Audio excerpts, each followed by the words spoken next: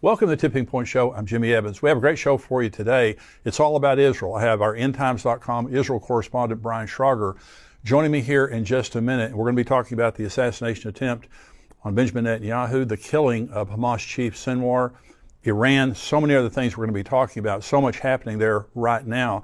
And so I want to tell you before I introduce Brian, our conference from September, our Tipping Point conference, is now posted on endtimes.com. So all of our subscribers, you can watch the entire conference there for free. Maybe you came and you want to watch it again. Maybe you haven't watched it.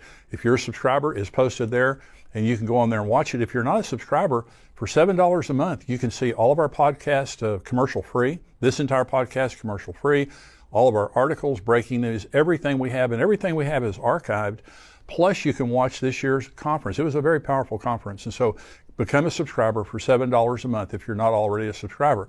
Next year's conference is going to be in September at Stonebriar Church in Frisco, and those tickets are now on sale. So you can go to endtimes.com and buy your tickets there. This year we're giving a 30% discount for our subscribers. We have been giving a 50% discount. Our expenses have just skyrocketed. And so I know that you know that from your own personal life. And so rather than raising our ticket prices, we just cut the discount there a little bit. And so go to endtimes.com, get your tickets right now. We don't have all of our speakers, confirmed. And so once we confirm all of our speakers, we'll let you know who's going to be there, but it's going to be a powerful conference again next year. And I have joining me now Brian Schrager, our Israel correspondent, and we'll be talking about all the things that are happening right now in the nation of Israel. So much is going on, and we know that they're going to strike Iran very soon. Brian, thank you for joining me today. It's great to be with you, Jimmy. Well, your reports every Tuesday are just phenomenal, and it's great to have you on the ground over there, and we've got a lot to talk about today. Now, this assassination attempt, this is an article from the Times of Israel. Hezbollah's drones target Netanyahu's Caesarea home. He said agents of Iran tried to assassinate me, and then they did minor damage. And the interesting thing to me is Iran, Hezbollah, they hit and miss, and Israel hits and kills. Yeah, we do. So, we do indeed. But Netanyahu said after the attack, and of course they weren't home, the agents of Iran who tried to assassinate me and my wife today made a bitter mistake. He said the attack would not deter him from continuing the war, and that anyone who harms Israelis will pay a heavy price. And this is a quote from him. We will continue to eliminate your terrorists. We will return our hostages from Gaza. We will return our residents in the north. So that was very bold. There was actually 3 drones or rockets shot at his home. 2 of them were shot down. One of them, it said, did some exterior damage. But what do you think is going to happen? I mean, does this change their strategy toward Hezbollah or Iran or anything? What it does mainly, I think, Jimmy, is it provides justification for targeting Iranian government officials, not just their military leaders. There has been some concern that, at least expressed here, there's been some concern that if Israel targeted elected official government people, that it would be a different kind of thing. It would be a kind of declaration of war, if you will. Right. When it took out Nasrallah and Ismail Haniyeh, they were leaders of terrorist organizations, but not of states. Okay. Right. So what's happened now is Iran, who was behind this, certainly, has directly and deliberately launched an attack at the Prime Minister of Israel. So this provides a justification on Israel's part to do the same. They're not doing it first. They did it first. And in light of the constraints that are being placed on Israel right now, at least these constraints are attempting to be put on Israel by the United States mainly, not to attack its nuclear facilities, not to attack its oil facilities. What that mainly leaves are military and government targets. And in my report yesterday, I interviewed Dr. Jonathan Spire, who's been on before, amazing guy. And he said, well, he's also English as well as Israeli. And I love his expressions. He said, Iran is a target-rich environment. Yeah. So when it comes to people that Israel can target, there are a lot of options. And what the attack on Netanyahu's residence seems to have done is make that list of people who could be targeted bigger than it was. Right. Well, Khamenei went into hiding. I don't know if he's still in hiding, but he's obviously worried. he needs to use one of Nasrallah's bunkers, but he has a target on his chest for sure. You know, one of the things we're going to be talking about Iran here in just a little bit, but it seems to me that whatever Israel does, and their plan has been leaked, according to the U.S. government, and I don't know how on earth something like that could happen. You know, maybe they shared it with the Americans, and one of the Americans they shared it with, you know, was trying to prevent them from doing what they're doing. There's a report in Ynet that came out this afternoon. Ynet is the largest paid newspaper in Israel. Yediot Aharonot, right? Its main publication is in Hebrew. And by the way, every English speaker can access it. Just open it on Google Chrome and use Google Translate. It is a primary source of news here in Israel. It reported just a few hours ago that a high-level assistant of the Secretary of Defense, Austin, I think is his name, leaked the document, a woman. Wow. And so apparently they have zeroed in on the person that they're virtually certain did this. So yeah, Israel for its part is over here. I looked and listened to Brigadier General Amir Avivi, who was interviewed like a week ago, or at least featured on a report that I did, and he said, "Look, this is devastating news. I mean, Israel can't trust disclosing anything if it's going to be leaked." Now, this was not a strategically dangerous thing that was leaked. Nothing apparently of great import that will affect what Israel does or doesn't do was leaked. It just makes it very, very clear that there is a problem, and Israel has to guard its intelligence very, very closely. Well, by the way, is that the call to prayer that we're hearing behind you? Yeah, I'm sorry. Yes, it is. Yeah, my neighbors are howling. They do it 5 times a day, and I tend to not hear it. I tune it out now. But yes, that's what's happening. Well, I just wanted our viewers to know that that's what's going on behind you there. Yeah, it is. I have a muezzin. There's a muezzin about 2 blocks away from me, but it sticks up, and it has a clear, direct angle to my window behind me, which is shut, but you still can hear it. So anyway, it's no problem.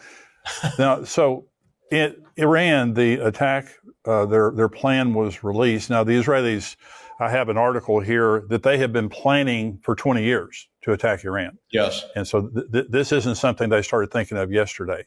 And so they have a plan to attack Iran. And so they leaked that one plan. It wouldn't take them long to come up with another plan, possibly even something worse. It seems to me, Brian, and you, that they just don't seem to be controlled by America. We have wanted them to do a ceasefire with Hamas. They haven't done that. We wanted them to stop the incursion into Gaza. They haven't done that. And thank God we didn't.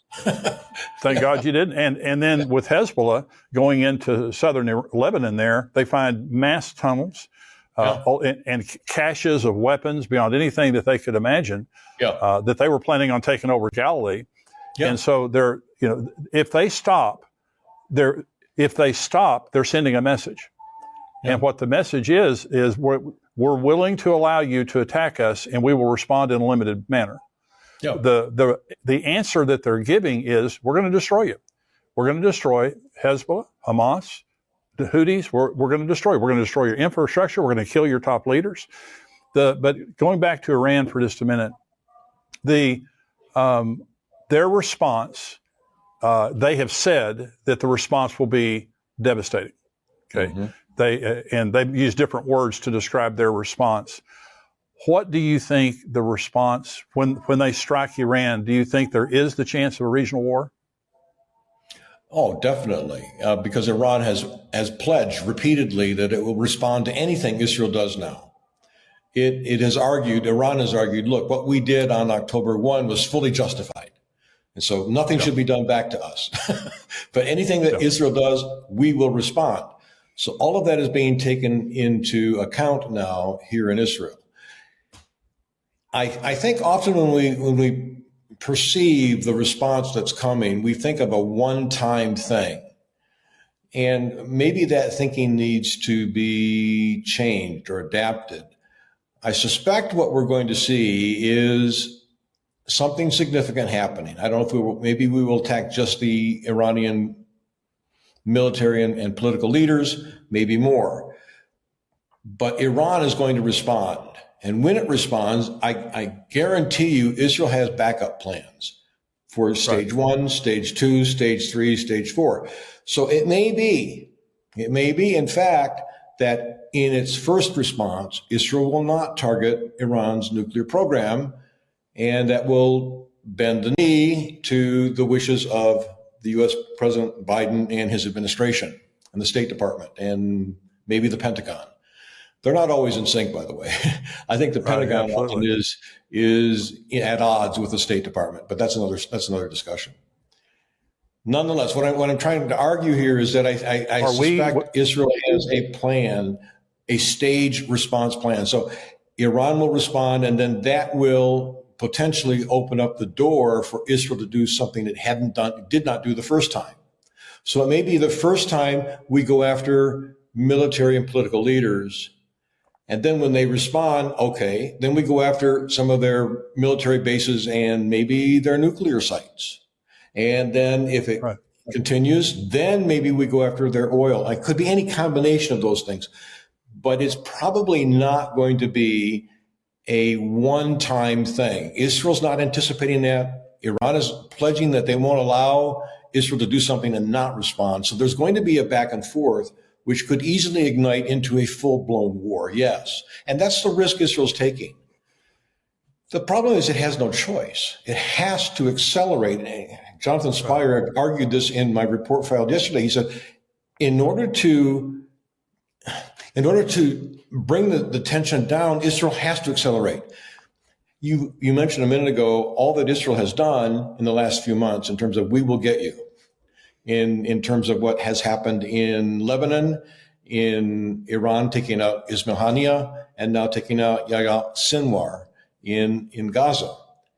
But this is a fairly new development because almost a year, Israel did allow Hezbollah to fire almost every day into northern Israel. And there was this kind of tit for tat thing going on. 60 to 100,000 people were displaced from their homes, but there was no vision for them to go back, no way for them to go back, because suddenly this became the acceptable thing. Right. Israel changed that doctrine at the end of July or in early August when it began saying, no, this is enough. We can't accept this anymore.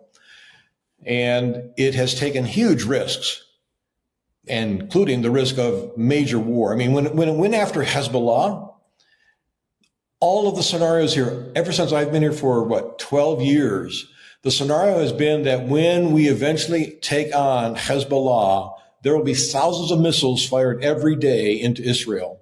And there will be many thousands of Israelis dying until we get that under control. That hasn't happened. I mean, but that was the risk we were facing. Right. But in my opinion, God really intervened on our behalf and blessed our efforts and enabled us to go in and take out systematically leaders from the top down. Everything from taking out Nasrallah to all of the mid-level leaders who had walkie-talkies and pagers, right, that blew up in their hands or pockets, right? Yeah. And in their pockets, those guys are now singing soprano, I guess. In their hands, you can always tell who their operatives are now because they're one-handed, or maybe even, they have a problem with at least one hand. That's interesting. Yeah, you know them now by their wounds. Any case, Israel has decided it's not going to sit back anymore and allow this to become a new normal, which is why it can't allow the attack from Iran on October 1st to go unanswered.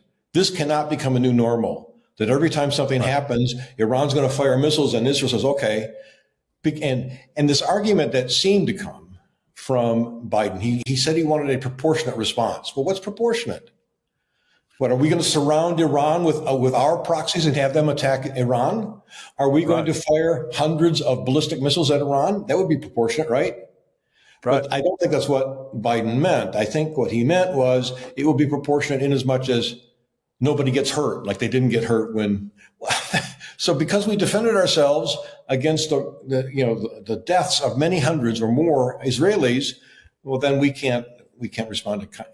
It's just maddening. This kind of everything has to kind of calm down, and it's not going to happen. So, are we withholding weapons from Israel? Is the United States today, that you know of, are we withholding weapons, trying to manipulate Israel? There are reports that shipments have been delayed, and I don't know the status of that, but I suspect there's some truth to that. And they can say, oh, it's stuck in the port, whatever. And so there may be some delay in getting things to us. On the other hand, the U.S. has brought in its THAAD missile system in anticipation of a response from Iran. And it's brought in, I think, about 100 U.S. troops to operate that missile system to help Israel defend itself. And I'm virtually certain that a big part of what's happened in the 3 weeks since Iran launched those ballistic missiles on October 1, that the U.S. and other allies have been positioning themselves, preparing to defend Israel against what Iran promises it will do after Israel responds. So it's a complicated situation. The most frustrating thing is that ever since Yahya Sinwar was killed a few days ago, suddenly everybody is saying, oh, again, okay, now the war is over. Now Israel can lay down its arms. Now it has to, now we can get the hostages back. But Israel has not yet won. And if Israel laid down its arms right now, Hamas survives, which is what it wants to do. And if it survives, it comes back. Israel cannot allow that to happen again. It cannot allow Hezbollah to continue to have this incredible stronghold just across its borders in Lebanon. That cannot be permitted anymore. Something significant has to change, and it's not going to significantly change without decisive victories against Hamas, which we are getting, and against Hezbollah, and I think, too, against Iran. Well, the Bible tells us the end of the story. And the end of the story, at the end of this age, is the world marches against Israel. The entire world does. Zechariah 12 tells us that. Joel 3 tells us that. We see that in Revelation 19. So the whole world is going to march against Israel, and you can see why today. And after October 7th, 2023, Benjamin Netanyahu said, never again. We're not making any more deals with the devil. These people are enemies. They want to kill us. There's no difference between the Palestinian Authority, Fatah, Hamas. There's no difference. They're all the same. No more deals. Now, ever since then, we've been trying to pressure them into a deal. And the Biden-Harris administration is absolutely dead set on a two-state solution. And it will never happen. There's no way it will ever happen. Well, first of all, the Palestinians don't want a two-state solution. They don't want a two-state solution. No, they want one state, their state, from the river to the sea. You look at the difference between the Trump and Biden. Trump was seen as very powerful, that he would be willing to use force against anyone that came against us or our allies. Biden is seen as a placater. I read one report, Brian, that he's released over $100 billion to Iran through releasing the sanctions and also releasing the frozen assets, over $100 billion to Iran. Then now he's trying to talk the U.S. government or the Israeli government from bombing their nuclear facilities. They need to bomb their nuclear facilities right now. They're on the verge of getting nuclear weapons, and their oil facilities. They can bring them to their knees. There could be a regime change in Iran if you bomb their oil facilities, and that's what Benjamin Netanyahu was saying on TV a couple of weeks ago. He was speaking directly to the Iranian people, saying, "Soon you will be free." Well, that's a big statement, and the Biden administration begins to bargain with Israel, and I talked about this last week, saying, if you don't bomb their oil facilities and their nuclear facilities, we'll do this, this, and this, and this. Well, the political language, that's saying, if you do it, we're going to do this, this, and we're not going to do that, and we're going to do this. So the Biden administration has just been so compromised. And now I've read reports that Israel said outwardly they're going to bomb Iran before the U.S. elections. Have you heard that? It's a popular rumor. I mean, nobody really knows, but it's almost a given as an assumption here that we will attack before the elections. We can't afford to wait much longer. Certain pieces of the puzzle had to get in place. We had to get those THAAD missiles defense system in place from the U.S. Israel has reportedly, it's become a bit depleted on its interceptor missiles and rockets, and so that's had to be resupplied.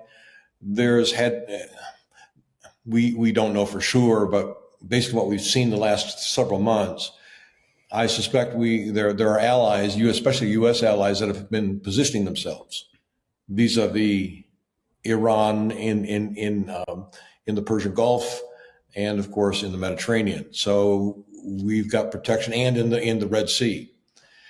Right. So something has to happen. There are rumors here that Netanyahu would rather see Trump in office than Biden, than Kamala Harris. But Israel is not, I don't think it's hedging, it's playing that game too closely. It's mainly just concerned about defending itself and doing what it has to do. Thank all of you for tuning in today. If you're a subscriber, thank you for being a subscriber here to Tipping Point and endtimes.com. We really appreciate your support. And just remember, you can give a donation. You can go on endtimes.com, give a donation there, and a monthly donation, a recurring donation. Anything that you give helps us to expand this ministry and keep going. If you're not a subscriber, go to endtimes.com. Become a subscriber today. We have so much fantastic content, just like Brian. Mark Hitchcock on Thursdays, my show's here on Wednesdays. Plus, we have breaking news, articles that comes out.